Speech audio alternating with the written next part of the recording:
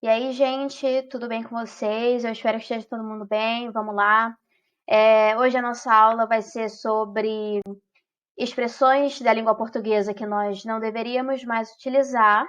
Nós vamos falar sobre as expressões preconceituosas e discriminatórias que se fixaram no nosso vocabulário de maneira imperceptível, muitas vezes, porque em algum momento da história algumas pessoas preconceituosas criaram essas expressões e passaram a utilizá-las, a repeti-las, chegando ao ponto de que outras pessoas usassem, sem nem saber o verdadeiro significado delas, o peso histórico desses termos ou o que eles representam.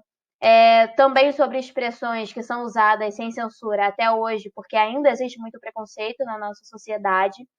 Enfim, algumas vezes nós dizemos coisas que não sabemos que estamos ofendendo, machucando ou subestimando alguém. Então, por isso, nós precisamos aprender sobre a língua que nós usamos diariamente, aprender e refletir sobre esses termos para compreender o complexo universo da nossa língua e sobre as questões históricas e linguísticas e, sobretudo, para se policiar e tirar esses termos do nosso vocabulário. Então, vamos lá. Eu vou explicar para vocês alguns termos mais a fundo. Eu tenho certeza que vocês vão se lembrar também de outras expressões. Enfim, eu vou começar falando sobre termos xenofóbicos. A xenofobia é a discriminação de diferentes culturas e nacionalidades, e cabe dizer que é um crime passível de punição. Então, se você tem preconceito, desgosta, destrata uma pessoa por ser de um estado, um país, um continente diferente, ter uma cultura diferente da sua, você pode ser punido legalmente. O nosso primeiro exemplo aqui vai ser a expressão judiar, judiada, ou ai, que judiação. Esses termos são usados no nosso cotidiano como sinônimo de maltratar, mas eles fazem referência ao sofrimento que os judeus tiveram no Holocausto. Ou seja, eles relembram o ódio contra o povo judeu. Então, essa expressão ela resgata anos de sofrimento das pessoas judias e trazem a noção de que uma pessoa está sendo tratada da forma intolerante e desumana como os judeus, o que é ainda algo incomparável, né? Algumas pessoas também falam jeca, ou ai, tá se vestindo, tá agindo que nem um jeca. E isso é desrespeitoso porque jeca faz referência ao habitante do interior brasileiro, especialmente da região centro-sul do país, né? Então, se refere ao morador da zona rural, da roça, do interior, enfim. É uma palavrinha que tem origem no nome da personagem Jeca Tatu, do Contouro Pires, do Monteiro Lobato. E com essa personagem, o Monteiro Lobato contribuiu para o estereótipo de que o homem do interior é um símbolo de atraso, de inércia, de breguice. Enfim, geralmente as pessoas usam esse termo jeca quando alguém se veste mal, quando alguém é brega, o que dá a ideia de que se veste que nem um caipira, se veste que nem alguém do interior, né? Como se as pessoas do interior, da roça, fossem todas bregas.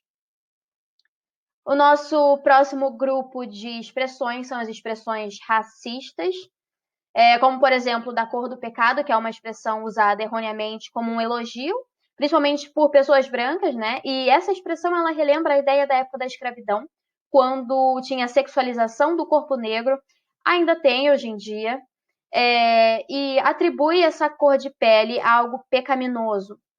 Também tem a expressão serviço de preto. Essa é uma expressão usada com o intuito de diminuir uma atividade realizada e é racista por desqualificar o trabalho e a competência das pessoas negras.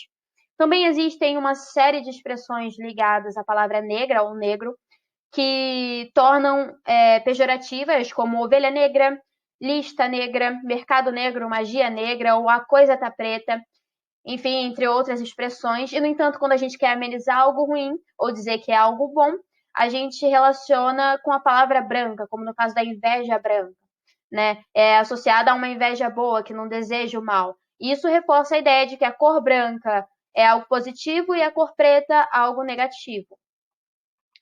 O nosso próximo grupo de palavrinhas aqui são as expressões capacitistas. O capacitismo é quando a gente entende que uma pessoa com deficiência é incapaz ou inferior a uma pessoa sem deficiência.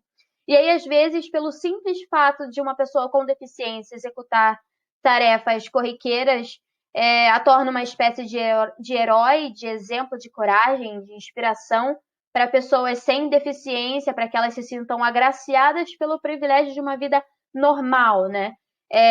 quando uma pessoa com deficiência não é anormal. Enfim, o capacitismo ele é um preconceito e uma discriminação velados.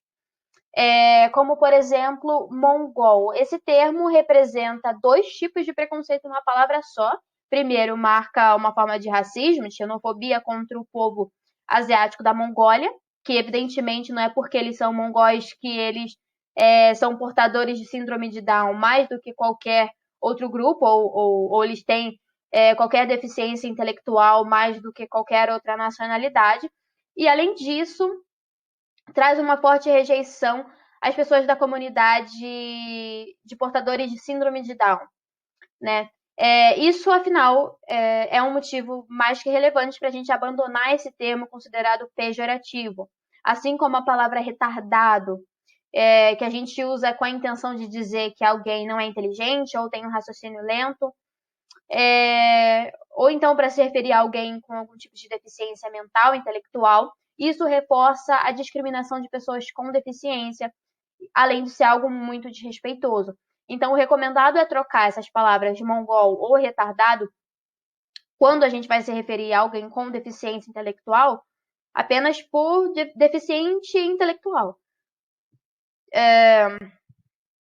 O próximo grupo de termos são os termos etaristas. O etarismo é a discriminação contra indivíduos ou grupos etários, com base em estereótipos associados à idade. Pode ser usado também quando tem discriminação baseados em estereótipos contra crianças, adolescentes, jovens, adultos, idosos, enfim. Um exemplo de etarismo em relação às pessoas mais velhas é dizer que alguém é bonito para a idade, como se as pessoas com o passar da idade, conforme elas vão envelhecendo, elas se tornassem feias. Ou então a expressão velha demais para isso, velho demais para isso, para aquilo. E essa expressão ela reforça o estereótipo, uma ideia preconceituosa de como uma pessoa velha deve ser, se portar, agir, se vestir, falar, enfim. Além de trazer a ideia de que as pessoas, quando vão ganhando mais idade, elas ficam impossibilitadas de correr atrás de novas coisas, de ter novos projetos, novas ideias, de ousar, enfim, além de ser uma expressão desrespeitosa, é também uma expressão muito limitadora. Gordofobia, as expressões gordofóbicas, por exemplo, cheinho, gordinho, as pessoas usam esse tipo de termo, entre outras palavras assim, porque elas consideram que gorda, gordo é um xingamento que precisa ser amenizado, quando na verdade é algo comum, né? Então você pode chamar alguém de gordo, porque gordo não é um xingamento, é um biotipo, assim como magro. Também tem aquelas expressões, ai, mas ela é tão bonita de rosto. Ah, não, você não tá gorda, você é muito bonita. Ué, quando a pessoa diz que ela tá gorda, você diz que ela é bonita? A pessoa não disse que ela é feia, ela só disse que ela é gorda.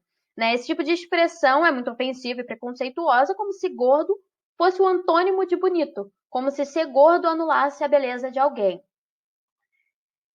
Expressões machistas, eu vou citar aqui um exemplo que tá de TPM, né? Esse tipo de expressão reduz os sentimentos e as situações em que as mulheres se encontram a um estado de tensão pré-menstrual, como se as mulheres não pudessem se estressar, ficar emocionadas, irritadas, ter oscilações de humor sem estar de TPM. Né? Essa expressão geralmente é usada quando uma mulher se exalta ou ela se impõe diante de alguma coisa. É uma expressão que invalida as mulheres, os posicionamentos que elas tomam, os sentimentos, e diminui toda a circunstância em que uma mulher se encontra a um período biológico. Além disso, é como se o período pré-menstruação incapacitasse as mulheres ou as deixasse irracionais. A gente também tem as expressões de intolerância religiosa, como, por exemplo, olha a bomba, ou o terrorista, que são expressões de intolerância religiosa com muçulmanos, quando eles se vestem com turbante, com a roupa típica da religião deles, ou quando eles estão na mesquita, enfim. Algumas pessoas fazem esse tipo de comentário generalizando todos os muçulmanos como se todos fossem terroristas, sendo que, na verdade, é uma religião que prega o amor e é apenas uma parcela dessa religião que promove a guerra. Enfim, é uma visão distorcida e muito preconceituosa. A gente também tem as expressões de LGBTQIA+, fobia, como homossexualismo. O sufixo ismo é usado na língua portuguesa para identificar doenças, e como a gente sabe, orientação sexual, vale dizer que a gente tem que dizer orientação sexual e não opção sexual ou escolha sexual, porque não é uma escolha, a pessoa nasce daquela forma. Enfim, a orientação sexual de uma pessoa não é uma normalidade, uma anomalia, uma doença, portanto, o correto é a gente usar o termo homossexualidade, não homossexualismo. A gente também tem a expressão bifóbica relacionada à indecisão. E ele está indecisa. Ainda não decidiu o que ela gosta. Uma hora essa decisão passa. Esse tipo de comentário geralmente é usado como uma brincadeira, vale dizer de muito mau gosto, direcionado às pessoas que se declaram bissexuais, mas que deslegitimam a orientação sexual do outro. A gente também tem inúmeras expressões como nem parece gay, nem parece lésbica, como se os gays ou as lésbicas, enfim, as pessoas LGBTQIA+, tivessem que seguir um estereótipo, um padrão. As pessoas se equivocam muito a criar estereótipos para esse grupo de pessoas, só que as pessoas precisam entender que, na verdade, ninguém precisa provar a sexualidade ou se camuflar nos padrões heteronormativos. As pessoas só precisam ser elas mesmas, como elas se sentirem confortáveis. Isso vale para todas as expressões que a gente usou aqui, que a gente mostrou aqui, né? Então, a gente precisa respeitar as escolhas, como as pessoas são, enfim, respeitar todo mundo. Eu espero que vocês tenham aprendido bastante com a nossa aula. A gente chegou ao fim. Eu espero que vocês também pesquisem mais sobre alguns termos. Eu espero que vocês tenham se lembrado de alguns outros termos que a gente usa no nosso cotidiano, às vezes sem perceber. É isso aí, até a próxima. Beijinhos.